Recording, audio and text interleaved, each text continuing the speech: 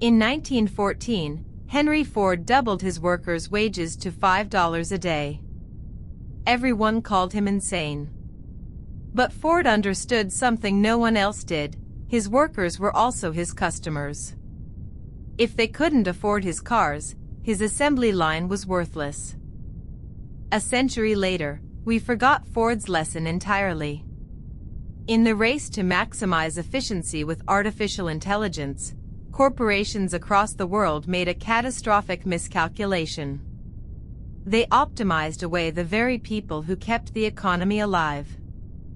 This is the story of that collapse. Not a sudden crash, but a slow, invisible erosion. 5 interconnected failures that, together, dismantled the modern economy from the inside out. This is Season 1, The Collapse. Chapter 1, The Frictionless Trap. Let's talk about friction. When you book a hotel on a travel site, you are paying for friction. The search, the comparison, the booking process. That friction employed 15 million travel agents worldwide in 2020. Insurance brokers? The global insurance intermediary market was worth $230 billion. Real estate agents? 1.6 million in the US alone, earning 6% commissions on every home sale.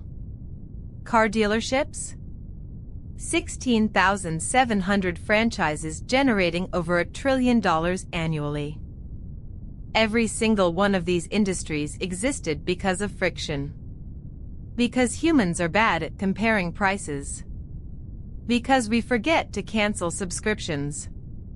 Because we need someone to hold our hand through complicated paperwork.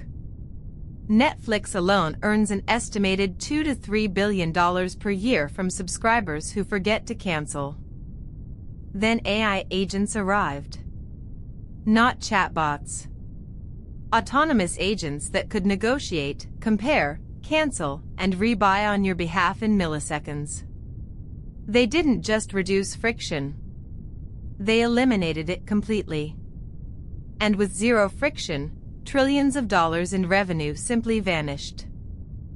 Think about what happened to Kodak. For decades, the cost of developing film kept Kodak profitable. Then digital cameras eliminated that friction entirely.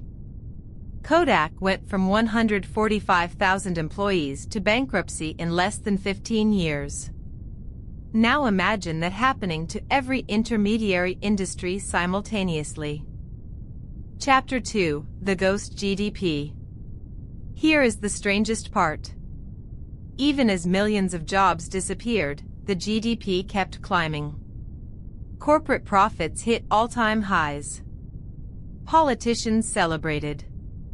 But something was deeply, fundamentally wrong. This pattern has happened before.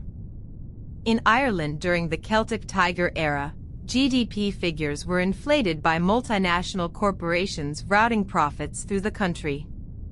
On paper, Ireland was one of the richest nations on earth.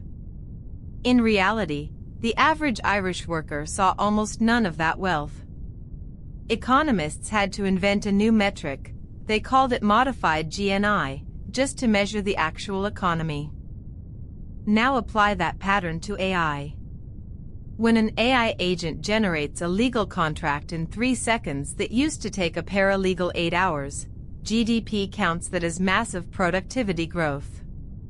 But the paralegal who lost her job is no longer buying coffee, paying rent, or shopping for clothes. The GDP went up. The economy went down. This is what economists call the productivity paradox 2.0.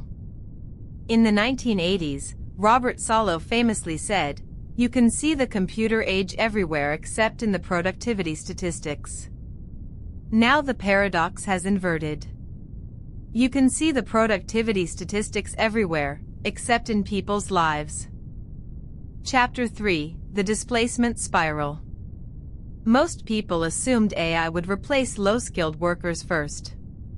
Factory workers, truck drivers, cashiers. The opposite happened. Goldman Sachs estimated that generative AI could expose 300 million jobs globally. But look closer at the data. The most vulnerable weren't minimum wage workers. They were lawyers, financial analysts, software engineers, radiologists, and management consultants. Jobs paying $100,000 to $400,000 a year. Here is a real example. In January 2024, Klarna replaced 700 customer service agents with AI. The AI handled 2/3 of all customer inquiries in its first month. That same year, Duolingo laid off contract translators, Chegg's stock dropped 48% after ChatGPT launched, and IBM announced plans to replace 7,800 back-office positions with AI. And then came the cascade. When a six-figure lawyer loses her job, she doesn't just disappear from the economy. She takes her $3,000 monthly mortgage payment, her $800 car lease, her $200 restaurant dinners, her $500 childcare expenses with her. And she starts competing with gig workers for $25 an hour jobs, driving their wages down too. McKinsey's own research shows that the top 20% of income earners account for nearly 40% of total consumer spending.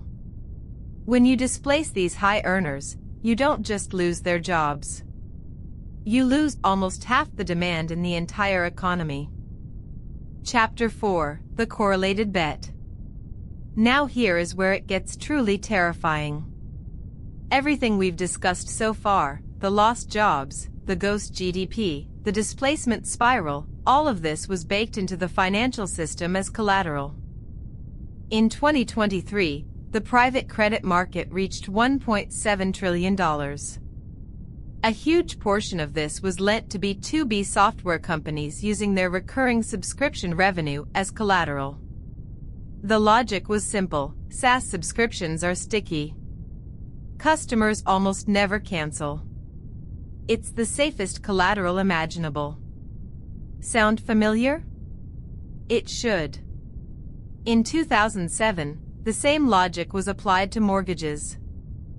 Before the 2008 crisis, everyone believed housing prices could only go up. Mortgages were bundled into CDOs and rated AAA. We know how that ended. 8.7 million jobs lost. 10 million homes foreclosed.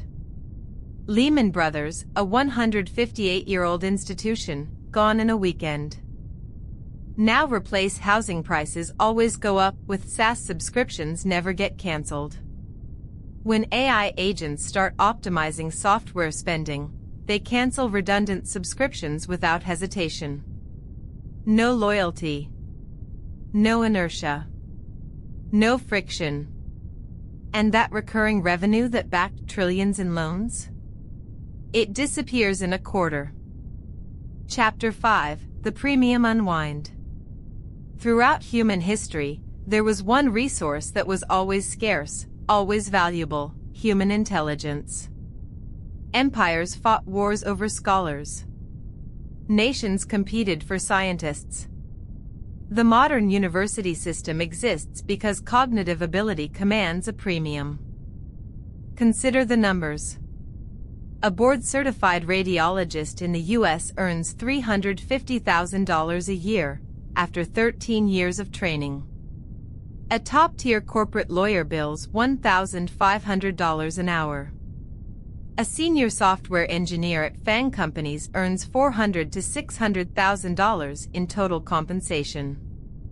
All of this pricing is based on one assumption, that these skills are rare. But what happens when AI makes that scarcity disappear overnight? Google's Medpile M2 scored at expert level on medical licensing exams.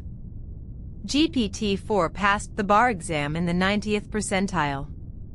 GitHub Copilot now writes 46% of all code at companies that use it. The skills that cost hundreds of thousands of dollars and decades to acquire are now available for $20 a month. This is not automation of manual labor. This is the commoditization of human thought itself. For the first time in history, the thing that made humans the dominant species on this planet, our ability to think, has become infinitely reproducible. And infinitely cheap.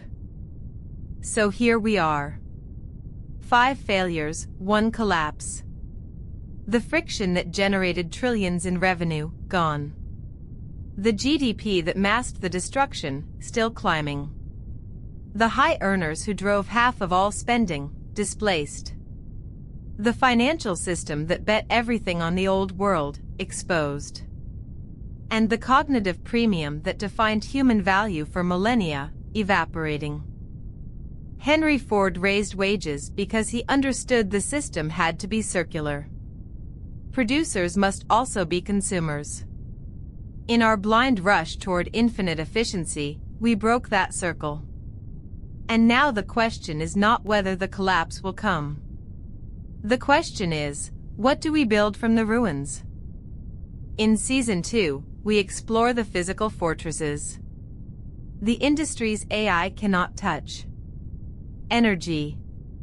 Manufacturing. Healthcare. The places where atoms still matter more than bits. Because when everything digital collapses, the physical world is the last domain of human sovereignty.